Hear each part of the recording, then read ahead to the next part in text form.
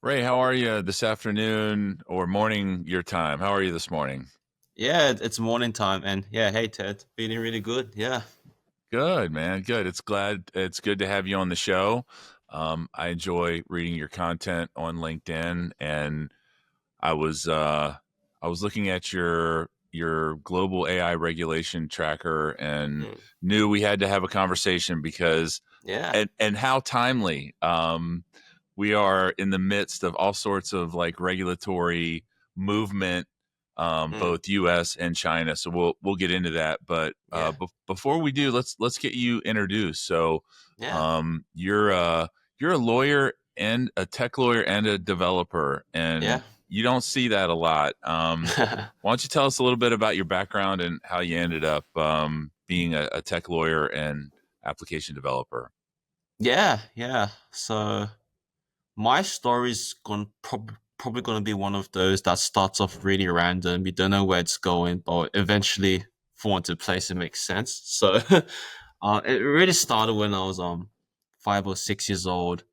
I was really into shows like Thomas the Tank Engine, Astro Boy, Iron Man, anything that's got to do with machines, coming alive and doing cool stuff.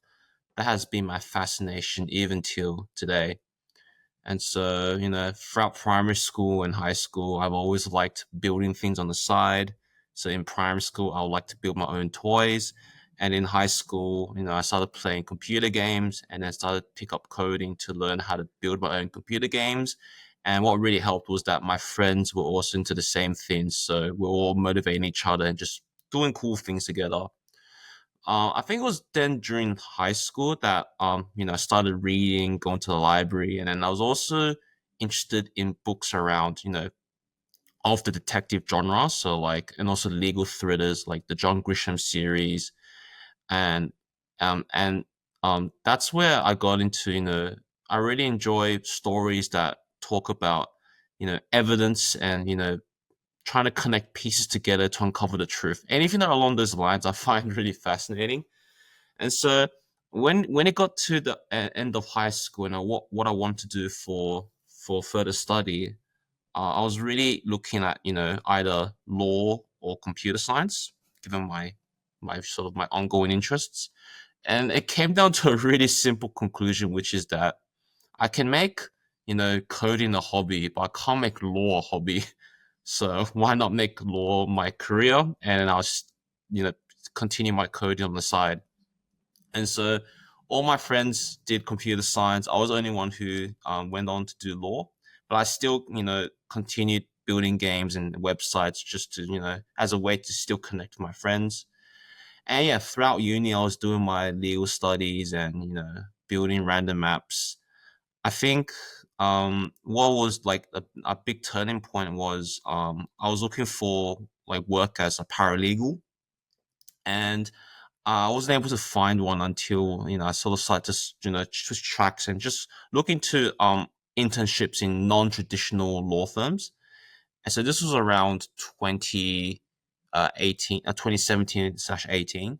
I applied for an internship at a legal tech startup called LawPath, and I was doing as a media intern. So I was writing blog articles around. I think back then it was blockchain and smart contracts. That was the craze back then. So I was writing a lot of articles on that. And then around that time, I also did a hackathon, one of the world's first legal tech hackathon. And I was representing my university. I was the developer within my team. So I was building a prototype app, which basically helps streamline payments between the client and the barrister, which is a very, UK, Australian unique thing.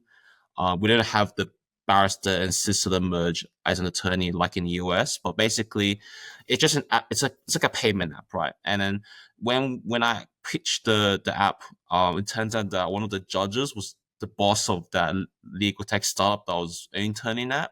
And so when I came back, the boss said, "Hey Ray, I didn't know you could code like that. Why not? Why don't you move into our engineering department rather than the comms media department?" And I was like, "Yeah, sure."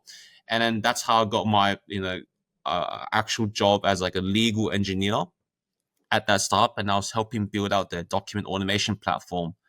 And so that was like the first serious, I guess, gig that made me think, oh wow, okay, tech and law can be combined in some way into some actual meaningful career. And since then, when I was applying for graduate roles and becoming a lawyer, it has always been my path to sort of go down that tech lawyer sort of route, and that's where I am right now. I'm currently a practicing tech lawyer at Herbert Smith Freehills Kramer, so and which is a global law firm, and I do a lot of stuff within the AI legal space.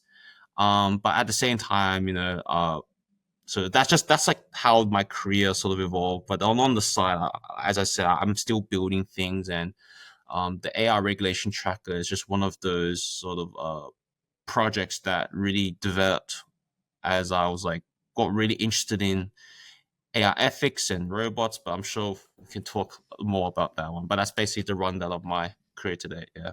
Interesting. And yeah, so let's talk about the global AI regulation Mm. tracker. That kind of started off as a personal project for you, and then it's kind of gotten traction, and now is an industry resource. So, like, take us back to the origin story around that. I think the last Yeah. time you and I spoke, it was you were procrastinating a Yeah. reading about trolley Yeah. problems and machine Yeah. ethics, Yeah. and tell us about how this thing came about.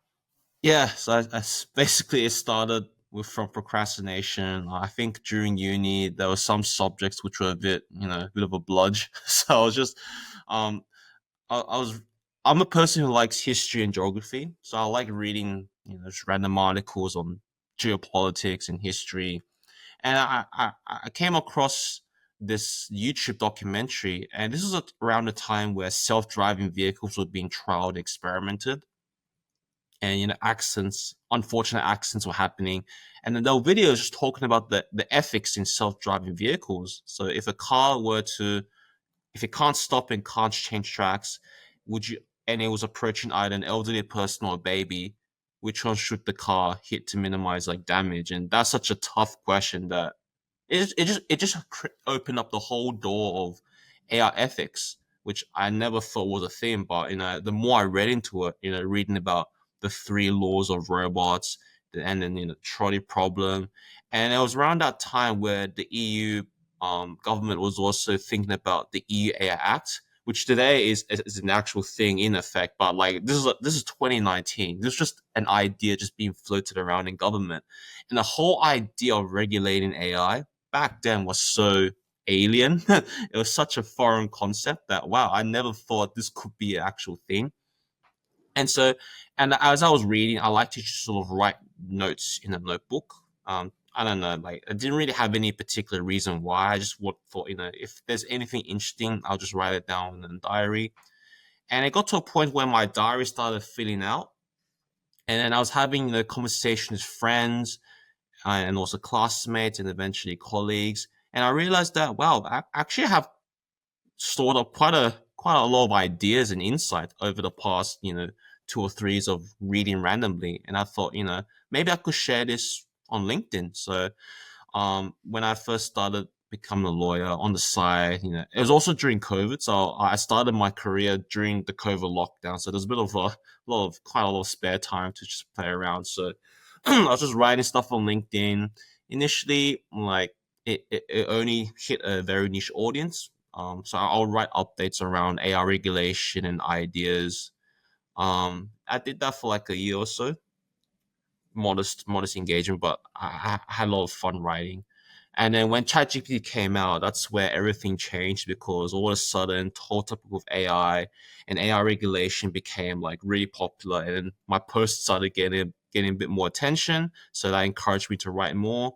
I was also writing all around the world, so not just one particular country, but as many countries as possible. It got to a point where my LinkedIn had all these posts on different countries, and I thought, no, let's try to organize into one hub. And so I already had a website myself. So I just thought, why not just add a new page to our website that categorizes all my LinkedIn posts per country. So initially it was like a simple table, but then I thought that's so boring. Let's just take this a step further. So I put like a map on it and click on the country to show my LinkedIn posts. Then I thought, why stop at my own sort of LinkedIn post? Let's just actually prepare like a encyclopedia summary to each country. And yeah, that's where it starts summarizing each country's AI policies and regulations. I initially started with like the G20 countries, but then I've slowly expanded. I've been running this project now for like 3 months all by myself, and now it took me 2.5 years to now cover every country every country and territory in the world. So over like 200. And yeah, so and I think it's been really great to be, I guess, one of the early ones building this sort of tool. And then a lot of people were really supportive, and yeah, just a lot of encouragement from out the global industry, and that really helps me complete the map and also add new features to it to make it more user friendly and developer friendly. So yeah. Yeah. So does your firm leverage the research that you've compiled? Um, not directly. I think this is something that I do like in my own personal time. And just everyone around the industry. It's mostly targeted to, let's say, small businesses, academics, researchers, and developers. Especially because there's now a new API that developers can now link the apps on top of it to sort of run their own monitoring tools, or whatever. So it's more targeted at that sort of grassroots, smaller end. Yeah. Do you have any plans for this, like to get funding, or either through a grant or private funding to help get some help with this? Sounds like a lot of work. Yeah, Um, well, yeah, it sounds like work, but it's actually like it's not that much work.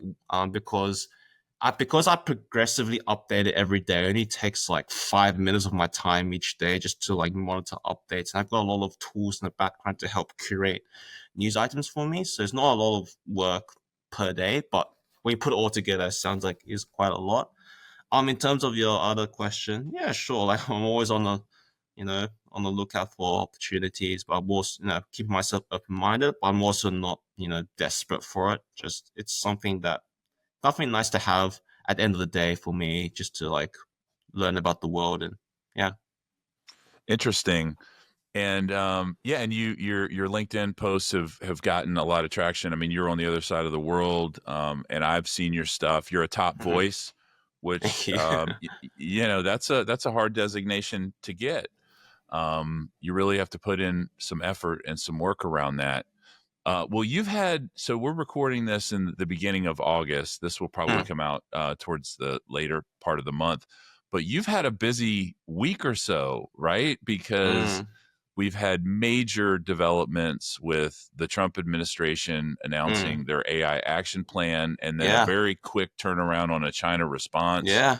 um, what is your Yeah, and you had some great posts that I thought were interesting, Mm, specifically on the China side. There's a lot mm, on the US side too, but yeah. you let's start with China first. Mm, So you kind of zeroed in on some nuance around language, with the China plan, like, and if I read your post correctly, it was like 95% of this is not new, mm, but the 5% that is interesting. mm. And tell us what your kind of take is on the China piece first.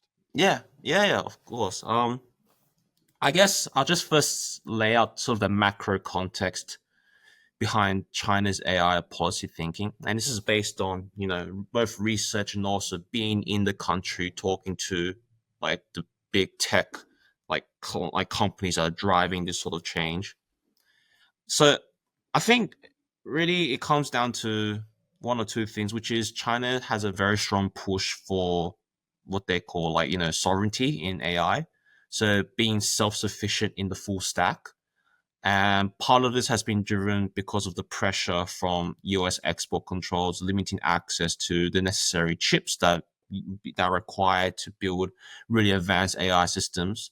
So this whole central theme around self-sufficiency, having control of the full stack, that is like the major theme, and that sort of manifests itself in other smaller sub themes around where which certain industries will require investment and trade policies and all that.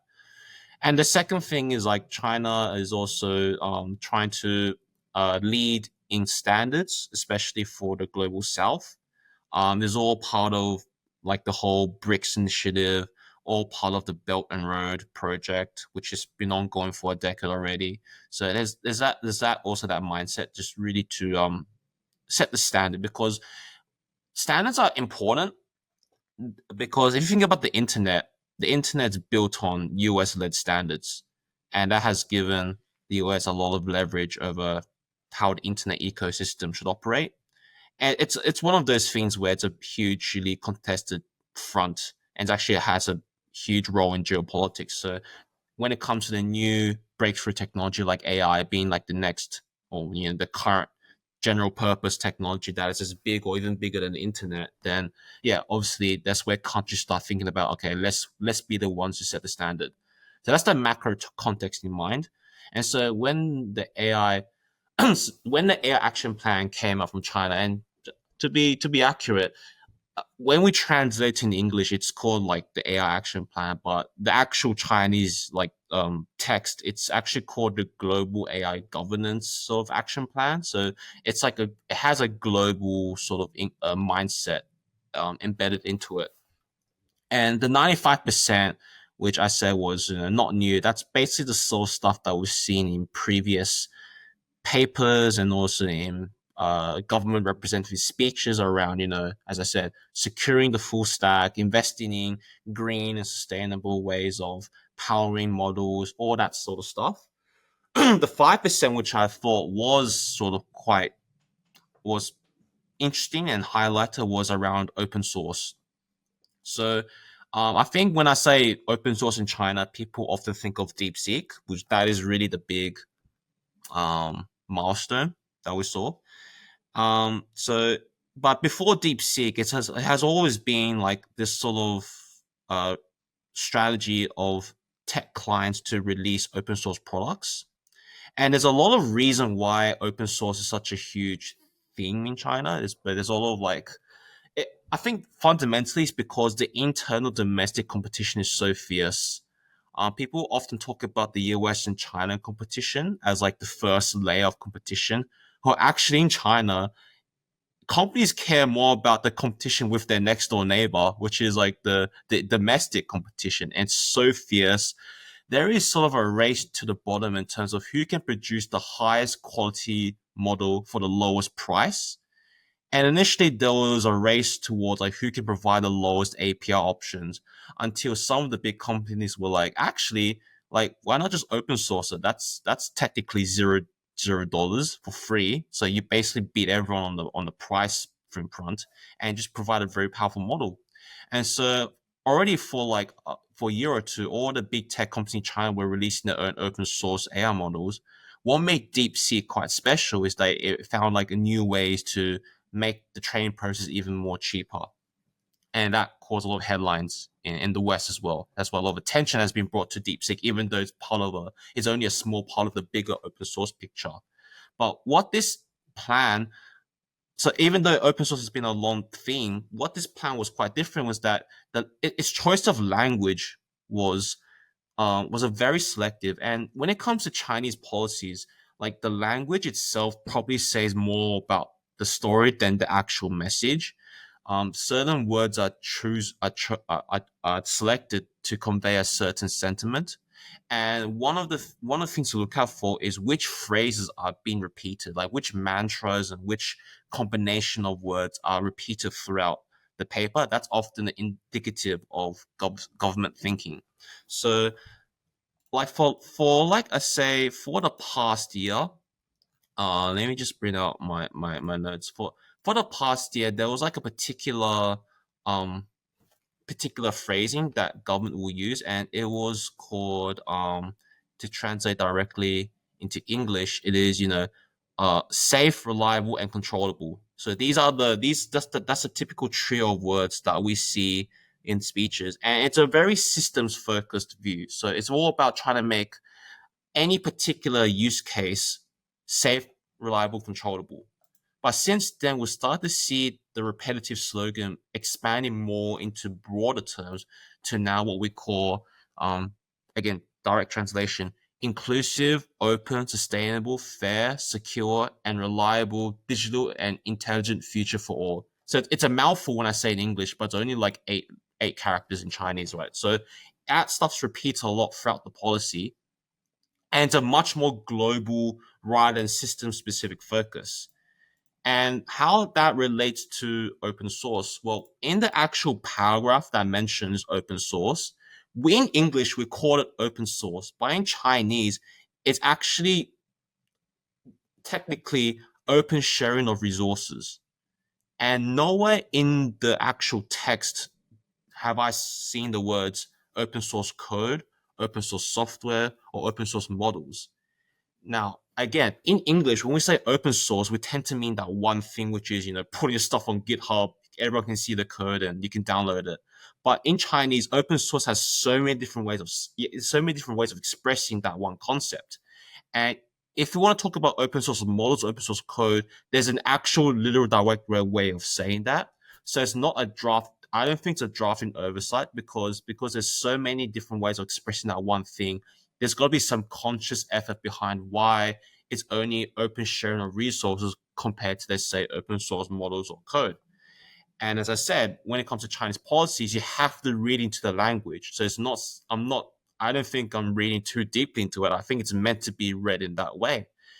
And taking that interpretation, if we're only talking about sharing tech documentation, manuals, like the surface layer documentation, instead of the actual code, what I'm thinking is that this is such a clever policy balance by China to sort of influence global standards, but also keeping the secret sauce back at home, which is a very subtle and clever sort of balance. So that's what I noticed in this policy. And again, it will take another few policies or papers in the future to see if that message is being reinforced.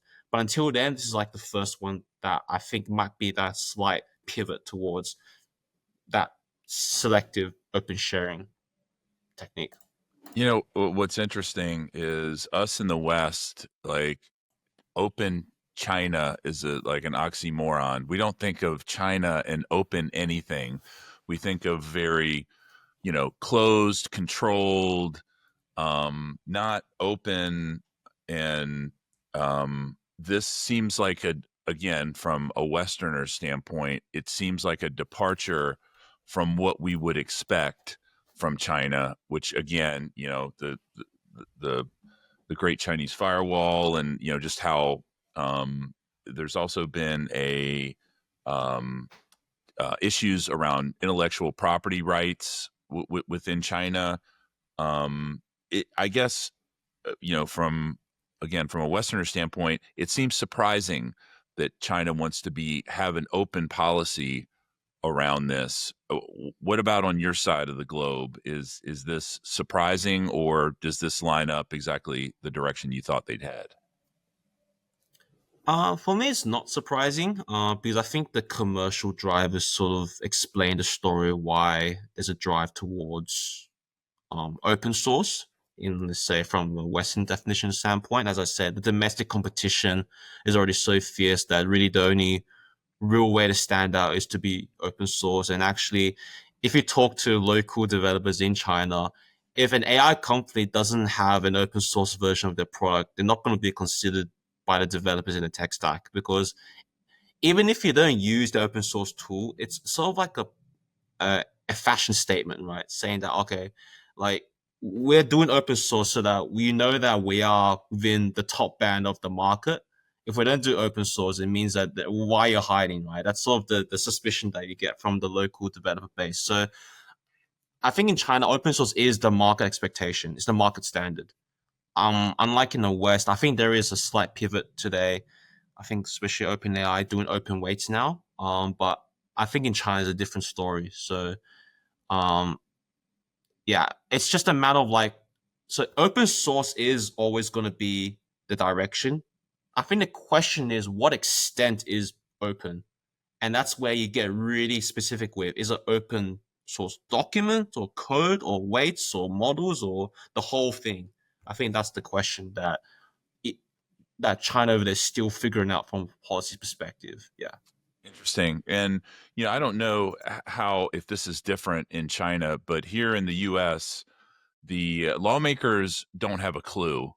about the tech. I mean, I until recently, Donald Trump didn't know who Jensen Wang was, and yeah, $4 trillion company, and our president didn't know who the CEO was, um, by his own admission. And apparently, there's now a lot of dialogue going on, and he's surrounded himself with advisors like David Sachs and people who really understand the technology. And the if we can pivot to the U.S. for a minute, the commentary I've heard, and I haven't read the entire thing, I've read excerpts, but on the U.S. side, um, it sounds like it's written from an informed perspective. So whether or not you agree with, because there are some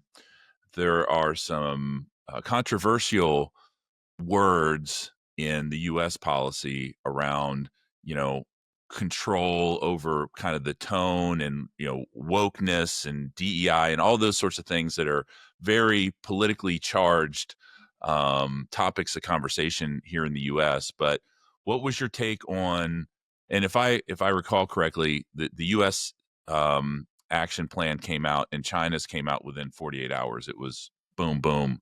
But what is your take on kind of the U.S.'s action plan on AI? Yeah, I wasn't surprised by sort of the action points in the plan. Like, I can give credit in the sense that it's been consistent in what they're gonna do. So just a quick recap, like really the action plan is a lot, but it's being manifested through three key executive orders. So the first order is around sort of energy infrastructure, promoting that. Second order is around the export controls layer, and the third order is really around what they call trying to regulate, um, or well, not trying to regulate, but ensuring that language models do not generate quote unquote woke or biased material. So these are the three like key themes of the action plan, and it's not the first. It's not a complete surprise that these were covered. I think it's been a consistent policy of the government since the change of government in start of the year. For me, my focus, because I'm more interested in the global dynamics. The second one was the most interesting for me, which is around the export controls. And so ever since the Biden administration, the US has been tightening export controls around chips. And to get even more specific, initially there was only restrictions around just the actual final chips themselves. So the final product before it's being shipped to select countries. So the export controls really target like China, Russia, Iran, and there's other sort of like what the US sees as the competitor nations. But what I found really interesting in the action plan is that it's only a small paragraph within the actual plan, but it mentions of the government, requiring the DOC to really look into targeted export controls around semiconductor manufacturing components, which is, so if you think about the full stack, right, there is the actual chip itself. So take your Nvidia chip or AMD chip, the final full package, but within that there's a lot of different components, right? So existing controls target both the final one and also recently the components within that chip, because there's been a growing sort of recognition within government that, oh, actually maybe the chip is designed and exported from US, but all the different parts are being imported across the world, right? And so you got to also make sure you account for these different subcomponents. But now they're looking above the value chain as well, which is the actual manufacturing of the chips. So there are already existing controls on manufacturing equipment. So we're talking about these big lithographic machines. So just a quick explainer, like how these chips are built, like the very small, like it's basically a very intricate design on a silicon wafer, right?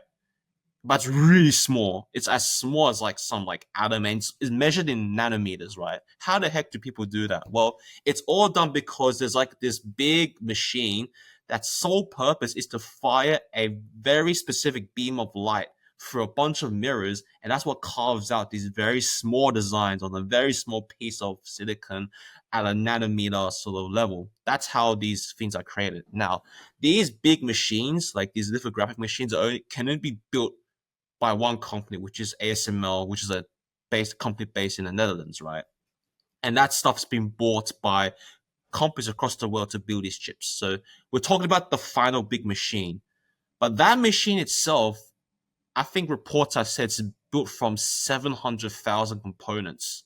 They have components from Germany, from Spain, from France, even from China, from like Southeast Asia, everywhere. Right? We're talking about the most complex supply chain in history, and I reckon I reckon it's in the Guinness World Records or something for that complexity. But anyways, the action plan is considering not just targeting semiconductor manufacturing equipment, but also components within that manufacturing equipment.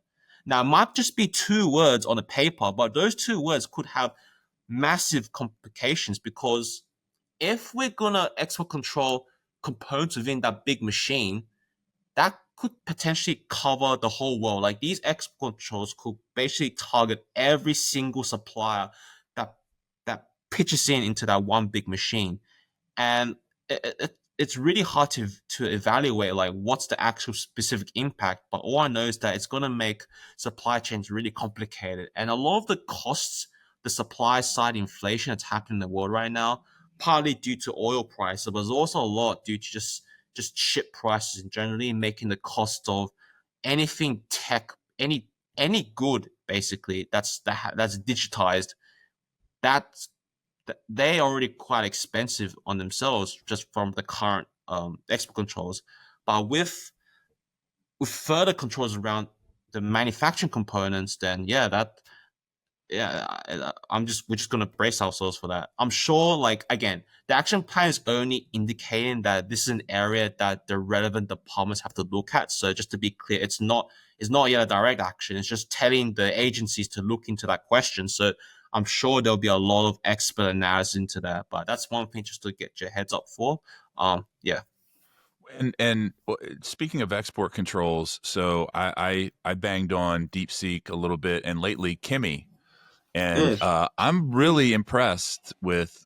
I was really impressed with DeepSeek R1 when it came out, and I'm really impressed with Kimmy. mm. Have Are these export controls maybe having an unintended consequence of forcing these countries that have constraints to become more efficient and creative and engineer more interesting solutions to these problems? Is it having that unintended consequence? Yeah, it's like kind of like the whole the famous quotes like necessity is the mother of invention, all of that sort of thinking. And actually, I'll show you something in Chinese internet meme culture. Like, there's a lot of it's a pretty popular meme that among Chinese netizens that Trump and Biden are the founders of China, they're called it's called nation building fathers of China. That's like the joke, right? Because the reason is that their export controls have pressured Chinese industries, have limited their resources so much in a way that they just have to find new ways to build models. And as you mentioned, Kimi, but also notably DeepSeek, right? The fact that, so it's just a quick rundown. Like, the traditional thinking is that in order to build a powerful AI model, you need a lot of labeled data and a lot of processing power to train on that labeled data. But DeepSeek, or based on that paper, says that you can actually build a powerful model with less labeled data, but a lot more from reinforcement learning. And reinforcement learning, the advantage is that you don't need labeled data to do reinforcement learning. You have some to get it up to like a particular sort of like head start. But from there on, that's like the first 10%. But the rest, the 90%, the model just plays by itself and just learns from its own mistakes and then reapplies them. And then that's the beauty of reinforcement learning. And then apparently they were able to do it on like older like chips, like H20 chips. But I think that claim is still being tested by independent experts. But that's an example of like really stretching the boundaries of existing legacy tech and finding new software layer, new algorithms to make the most out of your hardware components. So yeah, I'm sure like there is that effect. Yeah. Yeah, and like speaking of other policy effects, like the didn't Meta recently refuse to sign the EU's acknowledgement around their policies? Am I correct on that? Yeah, I think you're referring to the general purpose AI code. Yeah, it's been it's been one of those hotly contentious policy documents in the industry, and it even caused some sort of like division among the big tech companies themselves. So I think it's all been finalized since last week. So I think there is like a list of signatories. You can see who's signed and who's not. But yeah, I think in the weeks lead up to it, yeah, certain companies have said they'll sign on. Some say they won't. Yeah. Yeah, and I think another tone from the U.S. action plan is there's going to be very little regard for um, environmental concerns. It's build baby build, and again, this seems a little bit like a flipping of the script. Historically, the picture's been painted that China has had less regard for green initiatives, and really the West has been putting that more in focus. And it seems to me the tone of this administration's policy is that is in the way in the back seat, maybe in the trunk. First and foremost is about establishing global dominance around AI and maintaining the lead. Is that the way you read it as well? Yeah, interesting. Yeah, it depends on how you define lead, because like yeah, I hear a lot of commentary around the whole AI race and who's leading what, but it's a very I personally find it's very simplified view of how this whole ecosystem works. First of all, you have to divide it within like layers, right? And it depends on which layer you're looking at. So at the app layer, I'd say like both China and US have equally diverse and widely used apps at the application layer. And then as you go deeper within the stack, so I think maybe just to really simplify at the first layer, it's really a question around diversity, and usage has the most diverse and used ecosystem. Then we get to the model layer. That's okay. That's where I can see the race concept being true, because it's really a race to who can build the smartest and cheapest model. That's really what I see the race is, and there's different approaches, right? So from a US perspective, it's really driven by the private sector, and also their inter competition, trying to produce the cheapest sort of APIs for powerful models. Whereas in China, is also that domestic competition, but from an open source level. At the infrastructure, hardware, chips layer, I didn't really see it as a race. It's more like you p- find your own adventure to building self-sufficiency. That's how I see it. And you can either do it from a constructive or deconstructive approach. Constructive being, so when I say that, constructive means, for example, subsidies, government investment, promoting trade, so stuff that kind of helps grow. And deconstructive, which is export controls, tariffs, or other anti-free trade policies that try to stifle what your competitors are doing. And it's not that you can only be constructive; it can't be deconstructive. There's actually you're gonna have a balance between those two, right? That's how policy works, right? So I think at that layer, it's really yeah, again, choose your own adventure, but your policy mix depends on what on your current country circumstances. So that's how I see it. Um, in terms of more broadly, yeah, I think it is true that both. I think since 2022 and whole generative AI, I think before that the whole AI policy debate was really around just just the typical safety, reliability, all that stuff. But then since 2022, AI is gonna become a more geopolitical topic, and so the idea of like so as I said. the idea of leading is more around establishing, I think, like just who has more influence on standards. I think that's one specific angle that I can see where there's that strong competition. As I said before, once you set the standards, your whole ecosystem becomes sticky, and when your system becomes sticky, people have to use it. Revenue comes in, your GDP booms. That's how I think that's sort of the more long meta strategy. So I see that. And you also mentioned the whole green and um energy thing. That's also a big part of it because AI consumes a lot of power. I think this is also where like it's important not to see AI policy in isolation, but how it interconnects with every other domestic policy of a country. So AI crosses over into energy policy, also crosses over into like land policy because of the amount of land you have to dedicate to data centers. It crosses over into like tax. That's a huge thing, right? Tax incentives and all that to incentivize development. You have to see all this in one big picture.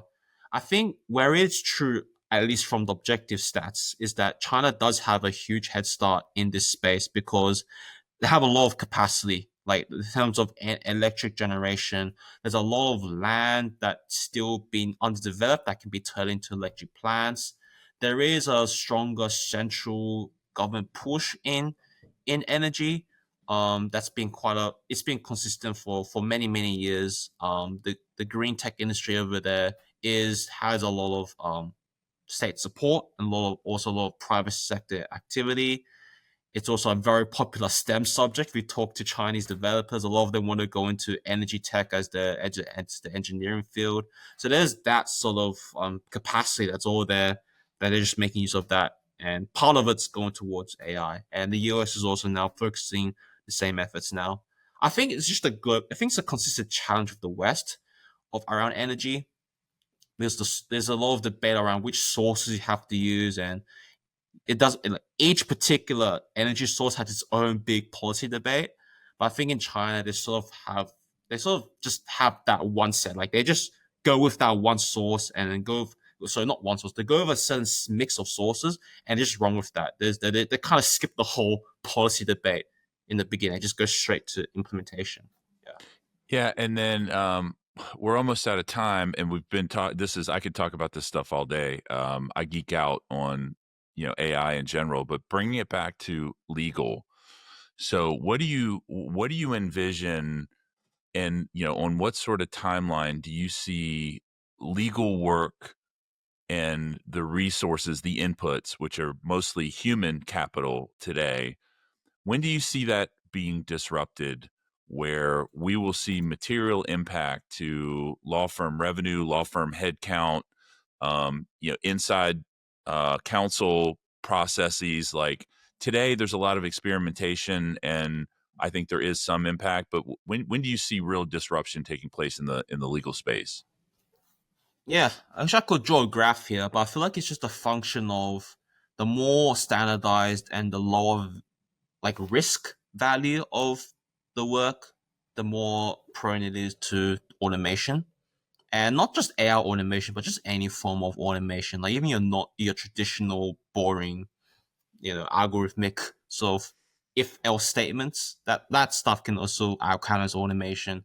So as a standardized, low risk. So the reason why I say that's because obviously standardized is a consistent process that's really easy to encode into code. And low risk being that if something goes wrong, like the chance of harm is still going to be quite low. And it's also one of those like if something goes wrong, it's still easy or still practical for someone to just jump in and fix things. So like yeah, usual suspects that people talk about is like low value real estate transactions, like mortgages, conveyancing. That's to the extent that's still done by lawyers. Some aspects of like loan contracts, equity. That's like all stock standard terms. Certain tech contracts, software contracts. Again, that's anything that's got to do with stock standard terms. Yeah, definitely. I mean, that's like the prime area a lot of these legal tech startups are targeting. I'd say that's something that we're already in the process of since the past 4 or 5 years. The next 2 3 years or so, we'll start to target the more still relatively standardized and still relatively low risk. But I'd say this, I think maybe 80% standardized and an extra 10% in risk. That's like the medium state level. That's where we start to see, stronger reasoning capabilities of these models to be able to tackle these sort of semi-standardized problems. So they've still got some consistency in a problem, but there's also a level of customization or nuanced thinking that these models have to sort of recognize, but not too nuanced that it sort of confuses the model. So that's probably where we're getting to, again, the same areas I just identified, but the bit more complex like problems. We also start to see, areas like, let's say, crime, like certain, um, uh, like I don't know what's the right word to use, but like petty crime. I think that's like where you can start using for petty crime. Also, um, yeah, a lot more areas of commercial law, so commercial contracting. What everyone's really excited about is like in the next, I say, 8 or 10 years, where we really start tackling highly nuanced legal problems. And actually, this is where I honestly don't really know what will be the end outcome. Because as a practicing lawyer myself, when I say highly nuanced problems, I do mean they're highly nuanced. I think the common misconception that people have is that like contracts or reading laws, it's all based on what's written on the paper. As long as you know what's on paper, you can interpret that, you basically have the full answer. Actually, no. Like the text, let's say, probably only addresses 30% of your problem. The 60% is actually understanding your client's needs, the problem at hand, and also the market. And the question is, how do you encode all of that into numbers? Because that's ultimately the what developers have to do: encode the legal problem into numbers that can be read by a machine. That's what you have to do at the end of the day. How do you encode client interests, market standard, market practices to the extent they're not written down in like words or standard? We're just talking about just conversation dialogues and all that. How do you encode that in a consistent manner that a model can reliably reference for XYZ problems? Like that's I've tried doing that myself. It's really hard, right? So but who knows? Maybe at that point the whole architecture will change, right? Because we're currently still on a transformer architecture, which is very much predict the next word, predict next token. Obviously, there's a lot of layers around that. It's not just that, but fundamentally, that's still what happens. Who knows? There might be a new mainstream model like the state space model that might allow us to do a way more nuanced reasoning. Right now, a lot of the reasoning models are just limited to like chain of thought. But I think chain of thought is just level one. There's like way more levels down the line, which I don't know yet because I'm not within the research centers themselves. But like, yeah, I'm really about I'm gonna be one of those people who are really optimistic around disruption in law. It's weird for a lawyer to say that, but I feel like it's gonna be amazing because it'll free up a lot of our time. I think lawyers would just be happier in general. Like we don't be bogged down with like boring work. We want to do cool, more strategic work, and there'll be new types of industries and work coming out of that as well that we can't conceive of today. If you think about, the idea of a corporation, like when the Dutch Empire wanted to expand, that's when they created this idea of a corporation as a vehicle to collect private funds to fund expansion. And that's when you have the idea of a corporation that created the idea of shares, which then created the whole stock market, which then created the whole securities law, commercial law, corporate law, all of that just came from a one new abstract idea. Who knows? One day there'll be a new abstract idea that we can't conceive of today, but it will be there in the future, and that will create a whole new area of law that that's way above the pay grade of AI models, and we humans have to navigate through that. So that I'm very optimistic. Yeah, I'm actually so keen for it. Yeah, I mean, it's as a legal tech CEO, I am really enjoying myself. It doesn't come without heartburn. We are solely dependent on law firms for our business, and I see a lot of complacency And I also see firms that are being aggressive and going out and hiring talent and making investments. So I see kind of all ends of the spectrum. But I worry that things, I don't know how it is in Australia, but here in the U.S., it's a very fragmented law. AmLaw 200, 200 law firm, the AmLaw 100 is, if you added up all their revenue, they'd be like Fortune 150. So it does concern me, but I'm optimistic as well. And this has been a fantastic conversation. Before we wrap up, how do people find out more about the work that you're doing with your regulation tracker or any other projects that you're working on? Yeah, so simply I have a website that links everything. So it's like www.techcurate.com, or you can also just search for me on LinkedIn, Raymond Sun, and they have all links in there. But yeah, just start with these two, and yeah, hopefully you find my content fun. Yeah, we'll include links in the show notes, Awesome. so people can get to you. Well, Ray, I really appreciate you taking a little bit of time out of your morning to have a conversation with me. This has been a lot of fun, and let's keep doing the work that you're doing, man. This is we're all benefiting from it, so we appreciate it. Yeah, likewise, Ted. Thank you very much for bringing me on board, and I always love chatting with you, especially on these topics. Yeah, thank All you. right, all right. Have a good afternoon. Thank you. Thanks for listening to Legal Innovation Spotlight. If you found value in this chat, hit the subscribe button to be notified when we release new episodes. We'd also really appreciate it if you could take a moment to rate us and leave us a review wherever you're listening right now. Your feedback helps us provide you with top-notch content.